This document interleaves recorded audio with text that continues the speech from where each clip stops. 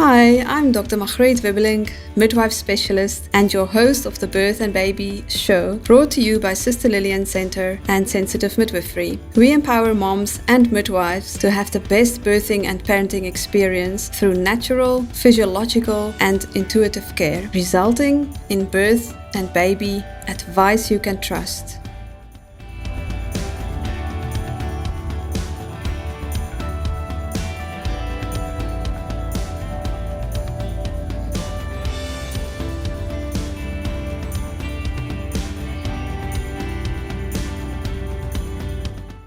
This episode is brought to you by Pegasus Homeopathics. Pegasus is a trusted household name that provides safe and effective remedies for everyday ailments and little pregnancy niggles.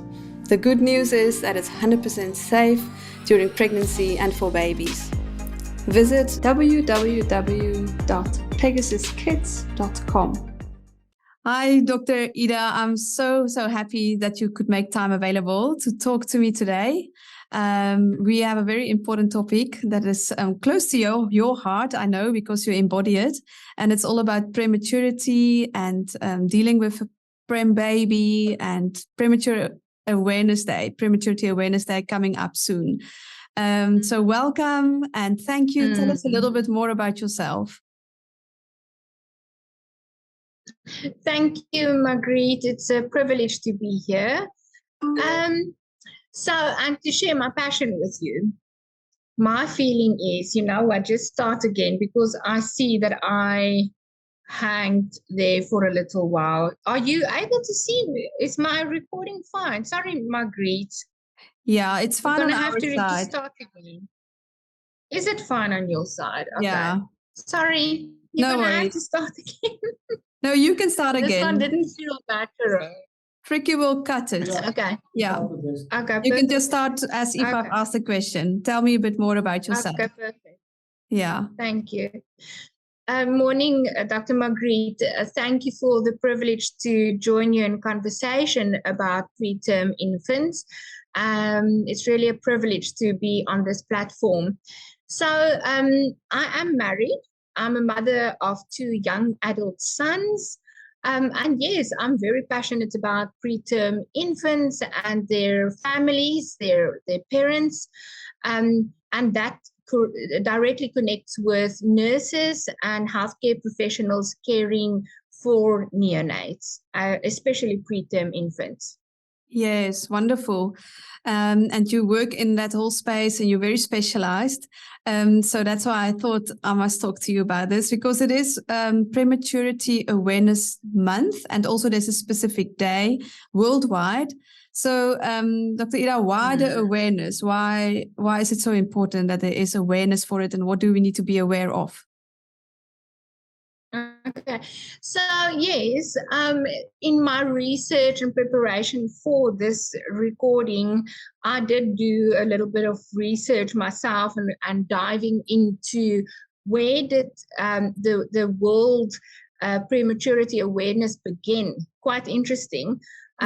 So Prematurity Awareness Month is a part of March of Dime's Prematurity Awareness Campaign, which began in 2003.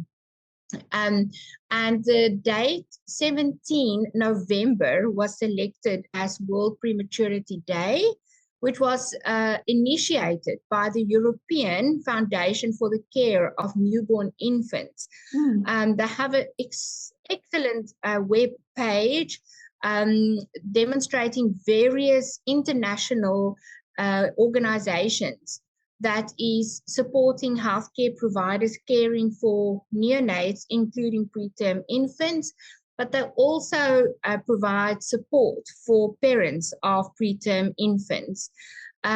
So this is actually, they've put out a call internationally, including South Africa, and I'm on a mission to get South Africa going this year. We have to join forces in private setups, public setups, hospitals, clinics, every person, every healthcare professional, that's nurses and allied healthcare medical doctors, specialists, everyone of us this year, we have to take hands and also be part of that global awareness for prematurity. The global theme for World Prematurity Day 2022, as per the European Foundation for the Care of Newborn Infants, are very fitting for this year, in South Africa especially. And the theme is called A Parent's Embrace, a Powerful Therapy. Enable skin-to-skin contact from the moment of birth. Wow. So I was amazed when I saw this. And yes, excellent information. Beautiful. Yeah. So that's a powerful theme. And I can imagine for mommies listening in that it might like, well, what is the big deal about that? What is currently happening in our hospitals and what is the ideal? And because that's obviously why awareness is also so necessary, right? That's right. Yeah. So what is it that you would like to empower parents with that they need to take home from this awareness? Look, it's a lovely question. And I do think it's extremely important for parents to be prepared and aware that infants or pregnancies can be interrupted early, which will lead to premature birth. And we can go into the reasons for that a little bit later. But to answer your question about that is some advice that can be given to parents in preparation for prematurity. Firstly, preterm birth is never expected. It's never planned. It's not part of the plan. No one wants a premature infant. Mommies do complain at the end of their pregnancy that they fed up. They want to end this now. The baby must be born. Yeah. But mothers or parents must understand that there's a reason for the fetus to be in the womb for about 40 weeks gestation. The World Health Organization defines a preterm infant as a baby that is born before 37 completed pregnancy weeks. So that makes it's a 38-week baby. Any baby born before that gestational weeks is a premature baby. Yeah. So it's very important to not want that baby to be born early. Just stay pregnant and look after yourself. However, when a baby is born, when a preterm labor starts, the doctors will try and keep or hold back that pregnancy in order to keep the baby or the fetus in the womb as long as possible, because it's supporting all the organs and the neurodevelopment of that fetus. But should it be that the birth continues, it is a surprise. It's usually a shock, and research actually confirms with various ways of research that was done in South Africa and internationally that the birth of a baby before the due date it can actually lead to post-traumatic stress disorder. It also leads to postnatal depression, and it also leads to stress and challenges in the relationship of the couple, because a preterm baby do have various specific needs. And it's really just a big disruption in their life. So what the parents must know is that the pregnant mother must look after her health as soon as possible, or even before conception, during the pregnancy, really look after herself in various ways. And then should the baby be born, there's various categories of prematurity. Of course, the sooner the baby is born, the more fragile and immature the organs of that baby is, the higher risk that baby will have, and the higher long-term problems, challenges that baby can have. Yeah. But they must also know that should the baby be born, premature, the baby will be admitted in a neonatal intensive care unit, where the ideal is to continue the environment and mimic the environment as if that baby is still in the womb. Yeah. And it can be a stressful environment because there could be monitors, ventilators, there's nursing staff, there's visiting times. Unfortunately, there's policies and things that's just completely different that parents did not prepare for.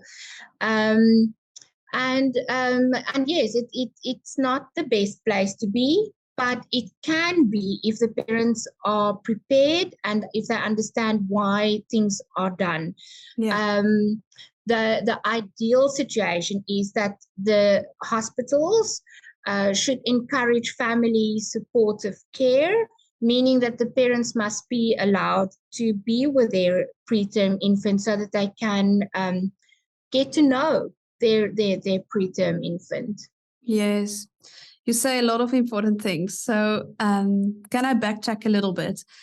You're welcome. Before we are in an ICU or in a premature unit, is there anything, and I can imagine moms also sometimes think, what could I have done to prevent this from happening?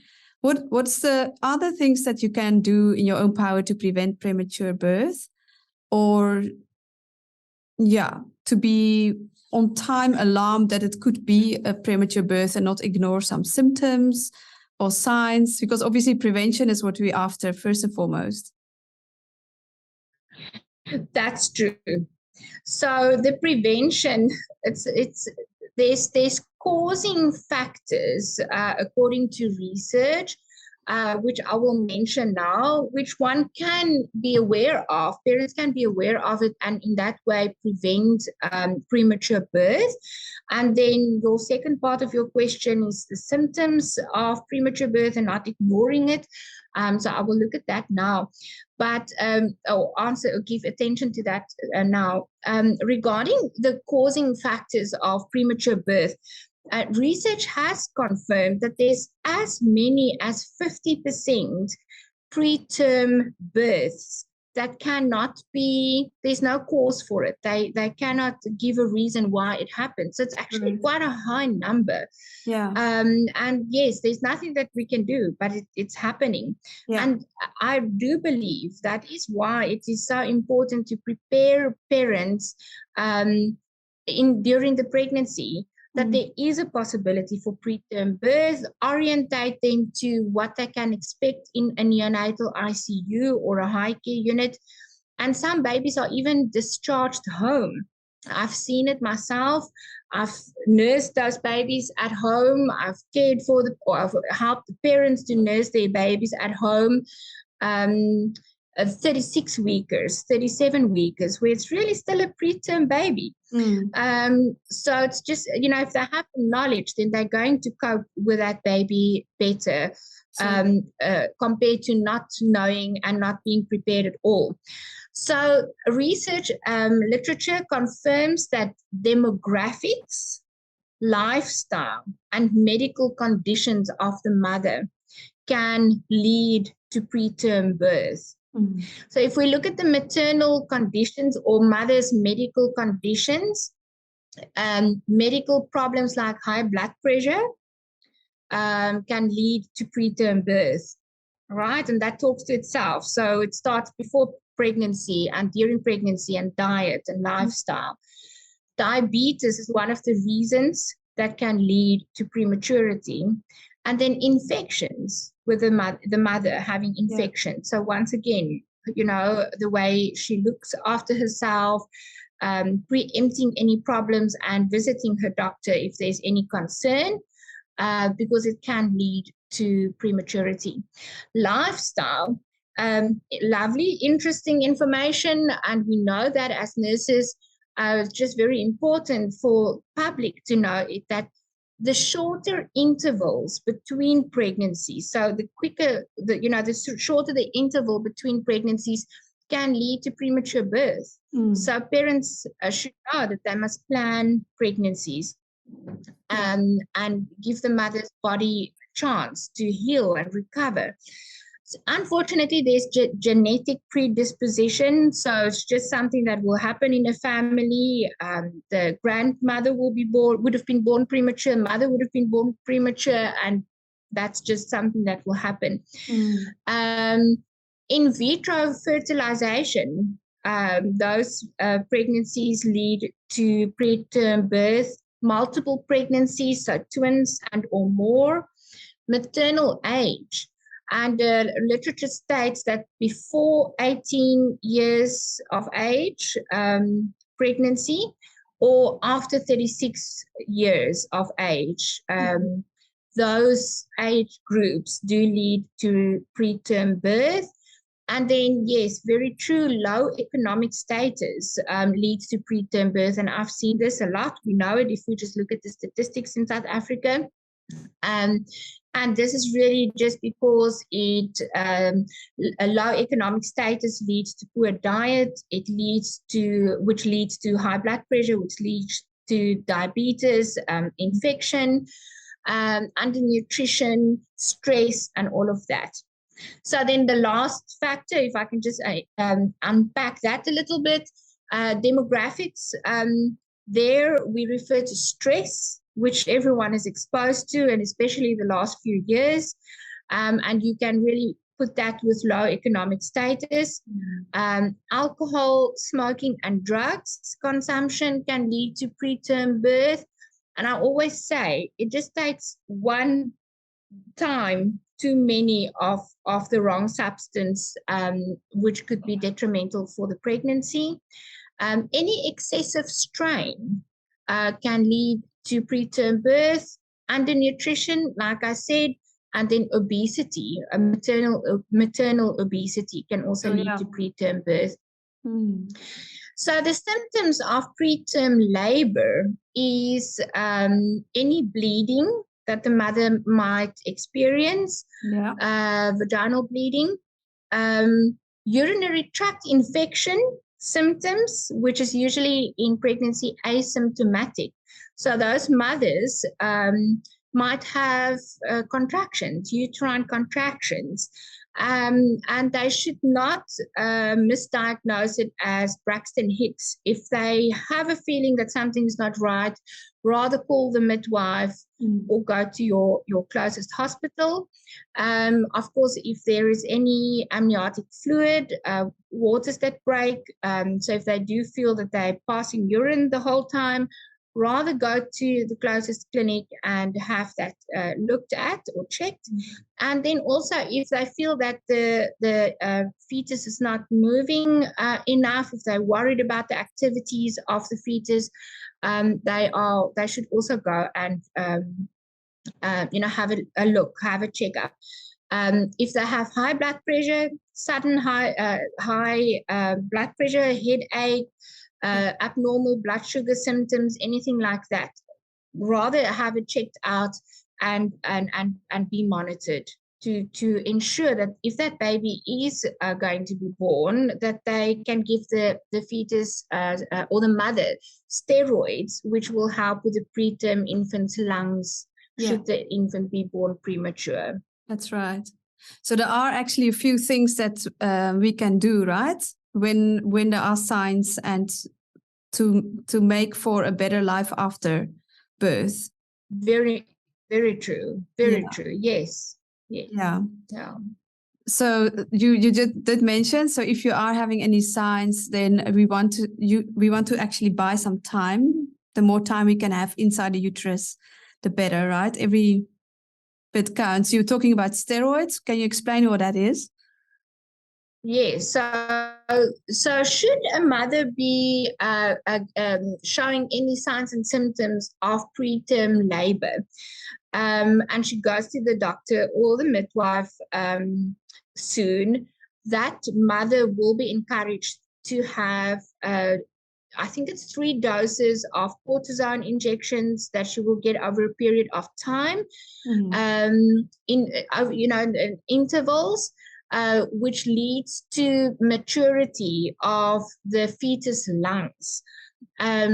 Because ultimately we do want the fetus to be in utero as long as possible, for the structure of the lungs to develop, and then the functionality of the lungs to also mature. Yeah. So the doctors will really want to keep that baby in the womb as long as possible. Yeah. Yes. Yeah. Okay, wonderful. That was very thorough. Thank you.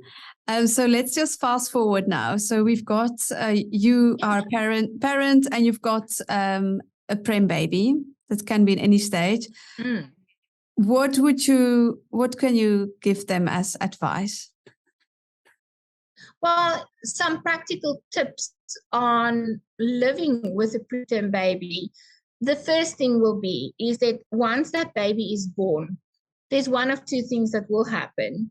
The baby will either be admitted in a neonatal intensive care unit, and inside a neonatal intensive care unit, there's various levels of intensity of care. So it's either just an IV, drip to give the baby fluids and maybe warmth. So they might be an incubator. It's highly recommended that those babies do get kangaroo cared. Should the hospital staff not support or advise kangaroo care at that stage because the baby might be too fragile, the parents must please, listen to the advice. Don't be difficult about it. Yeah. Try and understand, build a relationship with the nursing staff, but be informed yourself as well as a parent.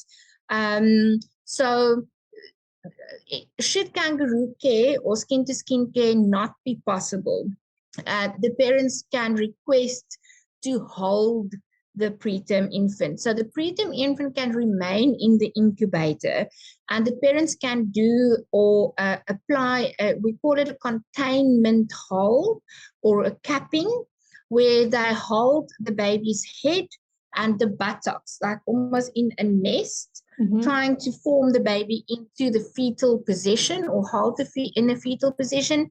Very important to not stroke the preterm infant, because that is not the kind of touch that the preterm infant is used to coming from the womb. In the womb, the kind of touch and hold that a preterm infant experience is capping or contained hold, because of the womb being a muscle with the liquid, the amniotic fluid around that preterm infant.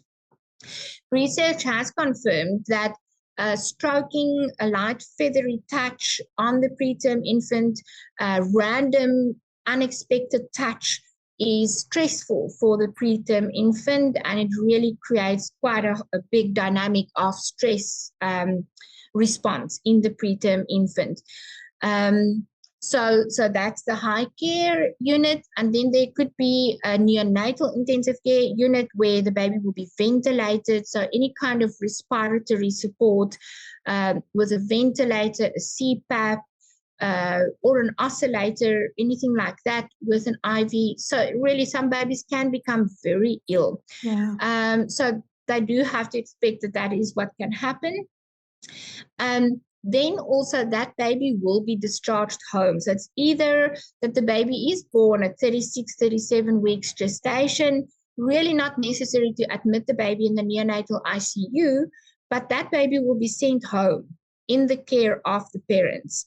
And in such a case, I highly recommend that the parents seek help from a registered nurse in the community who knows preterm infants, either telephonically or online, digitally, or in person.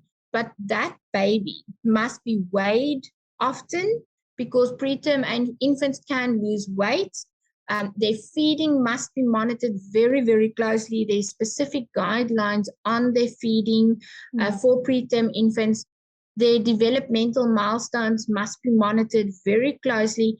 And then something that's overlooked very easily is the bond or the coping status of the parents with that preterm infant. Really, I've seen quite severe cases of postnatal depression. And like I say, it's actually really diagnosed as post-traumatic stress disorder. And yes, the parents of preterm infants, they need attention, and we have to support them. So Yeah. the parents must reach out, seek for help, get the right person, read, get information, and get to know the preterm infant. Yeah. Yeah, sure. There's so much that that come in your world when that happens to you, and it comes so unexpected most of the time, that you things that you never had to think of now all of a sudden you have to think of. And yeah, so those are really practical tips. So thank you so much, Dr. Ida. Very helpful. And then link it a little bit to the awareness theme, because there's obviously some awareness that we need to be knowledgeable about, that what you need to be knowledgeable about as a parent, and what you might not always see in healthcare facilities when it comes to the kangaroo care and the touch and so forth. I think it's important to just explain it a little bit more, that parents are empowered. Yes, thank you. So yes, in order to bring it back to the global theme for World Prematurity Day 2022, once again, the global theme is a parent's embrace. So I literally want to unpack the concept of a parent's embrace. The parents must be prepared that when that little baby is going to be born, it can viable age for a fetus baby to be born is 23, 24 weeks gestation. Yeah. And that's a very small baby. It's literally a 400 gram, 500 gram. It's tremendously tiny. It will be a little baby that will fit into your hand. And such a baby, born so extremely early, their skin, which is their outer barrier to the environment, will be so immature. It's a skin that will look like wet tissue paper. Their little eyes will still be fused. So their little eyelids will still be fused. They will not be able to open their eyes. So when we talk of a parent's embrace, linking it with this global theme, such a baby, the parents must just imagine for themselves, are so fragile that they will not even be able to be kept or contained, held, because it is that their skin is just so immature. Yeah.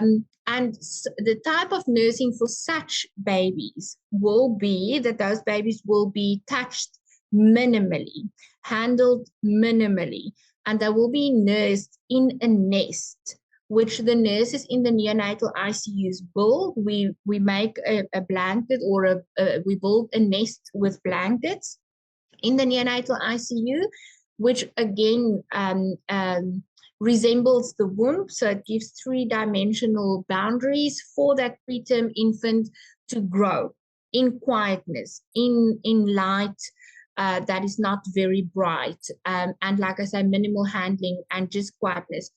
But then as that preterm infant, the later the infant is born, the more mature they are. Yeah. So there will be a time at some stage where the parents will be able to embrace that child, or the parent, the baby, sorry. And the only touch or embrace that such a baby will be able to tolerate is containment hold, which I referred to earlier. Yeah. Parents must know that when they touch that preterm infant, that they shouldn't, it mustn't be disruptive touch. So when they do go and visit, of course, it must be done in a team with the staff. There must be consensus whether the baby is ready for the touch. But when they do start with a containment hold, that they know that when they there and they start with containment hold, they must be ready to stand with their hands quietly and firmly embracing that preterm infant for a minimum of 30 minutes. If they just do it for 5 minutes, so if they know that their visiting time is not going to be long enough, rather don't disturb the baby. Sure. Embrace can then also embrace can also be then taken further to skin hold or kangaroo care. I like to refer to kangaroo care and not just kangaroo mother care, because there's a lot of benefits for the father to also do kangaroo care. And so both parents can do kangaroo care, but when they apply kangaroo care, they must know that when they're going to start the process of kangaroo care, there's a lot of planning behind the scenes for the nursing staff. There will be tubing and lines and positioning of the preterm infant from the incubator to the parent's chest, which will be skin to skin. That in itself is disruptive, and it's a lot of planning. So because of that, they must know that when they're going to sit for kangaroo care, they can't sit for just 20 minutes. Right. Once again, it's 30 minutes to about 2 hours. Sure. And beautifully enough, that research confirms that parents can do that. That's the beauty of kangaroo care and the dyad of the parent and the infant. Their bodies will want to do it, and their bodies can do it. The message, though, is that they mustn't think that they can just hold the baby for 5 minutes and then go. That is not, it's not good. It's not good for the baby. It's not good for the staff. That the staff in the neonatal ICUs will not be able to cope with that, okay? Because it's really, it's planning behind the scenes, like I say, in order to get kangaroo care in place. And then just to conclude the theme, enable skin-to-skin contact from the moment of birth. Yes, this is something that I challenge the public and private hospitals. The moment that the preterm baby is born, of course, they have to keep in mind the level of prematurity. But if it is a late preterm, like a 37-weeker, that is hemodynamically stable, comfortable, they can place that infant on the mother's chest and immediately have skin-to-skin contact as soon as possible. We know the benefits of skin-to-skin. Yeah. Parents must know if it is an extremely preterm infant, then skin-to-skin contact cannot take place immediately after birth. That's right. But containment hold can be introduced soon. Wonderful. Now that is very clear. So it's very important for community to come around, I think, a couple like that, because they literally have to be an incubator for their child. They are the best incubator. So if they can have lots of time to do that skin to skin and club care, yeah. So they need a lot of support from the people around them to make it through, because it's so beneficial. I'm sure you see shortened of length of stay because of that, if parents can do that. That's it. So the ideal ingredients for preterm infants that can come directly from parents are two things. It's providing kangaroo care and providing breast milk. Should a mother not be able to provide breast milk, there is a breast milk bank, but it's highly recommended that a mother provides breast milk for her baby. So once again, even in pregnancy, before the birth of that baby, mothers must read, parents, couples must read and empower themselves with knowledge regarding breast milk and providing breast milk to their baby.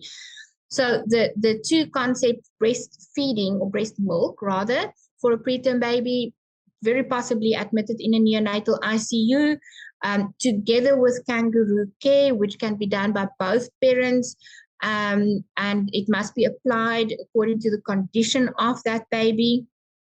But both of those two concepts together has the benefit of providing microbiomes to the preterm infant.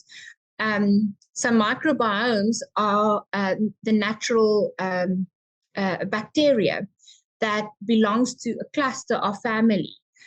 So that preterm infant and the parents will have their own unique bacteria. And in giving that, which we call the microbiome, to the preterm infant, improves the preterm infant's immunity And because of that, they get less infections.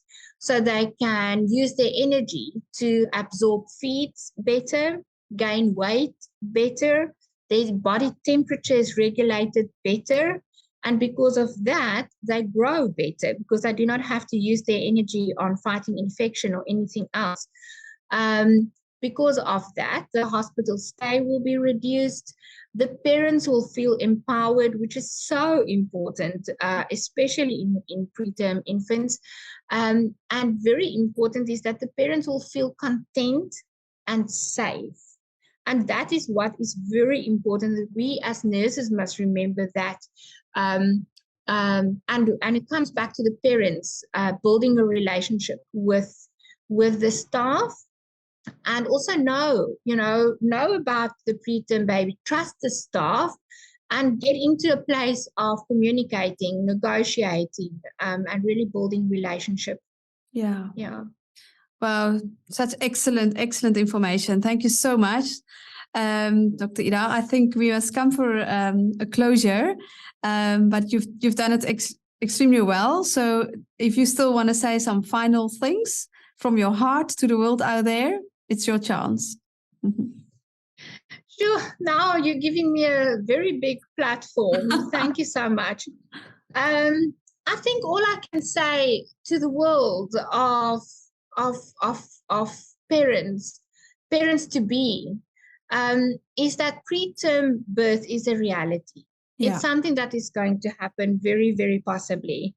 And because of that, be prepared. Not all antenatal clinic visits and antenatal classes prepare parents for preterm birth, because it's not a nice topic. We do not want to talk about it, and it's really a scary thought. Yeah. I've seen in my own experience, because I am a neonatal nurse, in my antenatal classes, I did prepare parents about I show them 2 or 3 slides of a neonatal ICU so that they know how it looks like. And honestly, it just happens when they see and are prepared to know what to expect, their anxiety levels are less and they work better together with the nursing staff. So be prepared. Parents must look after the pregnancies, preconception even, that's very important. They must look after their health. And then if the baby is born premature, like I say, the baby can be admitted in a neonatal ICU. There will be a period of hospitalization. It's not the ideal, but work towards or strive towards taking that preterm baby home. Yeah. And then remember that a preterm baby has special needs. Get the right help, reach out to the right people to support them. And yes, knowledge is power. That's very true. And that's what I can leave the families with. Amen. Thank you so much. Thank you so much for that. That was excellent information. Keep up the amazing work you're doing for parents and for also nursing staff to empower them with the latest evidence-based care for our precious prem babies. That's so important. And as you say, it is a reality that we have to face, and it can definitely happen to anyone. So yeah, thank you, Dr. Ida. We really appreciate you. Thank you so much, Dr. Margriet. Go well, and thank you for all the lovely work that you do. Oh, it's my pleasure. Go well. Okay, bye. Thank you. Bye. Thank you so much for joining us today. If you enjoyed this video, please share this with a friend who will benefit from this. And remember to subscribe and hit the bell icon so that you can be notified whenever we release new videos like this on our channel. We'd love to stay in touch and keep you updated with all our latest content and resources to equip and empower you. So if you're a midwife or any type of birth and baby worker, go to sensitivemidwifery.co.za/free gift. If you're a mom, visit sisterlillian.co.za/free gift for more training and resources. That way we can keep you up to date when we release new episodes like this, plus a few other bonuses. You can also find the links I just mentioned in the show notes. Remember, You're making a big difference because you are shaping the future of humankind. Thanks for watching, and I look forward to journeying with you. Breastfeeding is one of the amazing life experiences a woman and a baby can share, but it's not always easy. The truth is that breastfeeding is a skill, and like any other skill, you need to learn, practice, and be supported in order for it to become second nature. Sister Lillian Center Essential Breastfeeding course will teach you everything you need to know about nursing and how to love your breastfeeding days. Click the link in the show notes or visit sisterlillian.co.za/breastfeeding course to find out more about this invaluable course. And if you're enjoying the content, remember to share this with a fellow mommy or friend.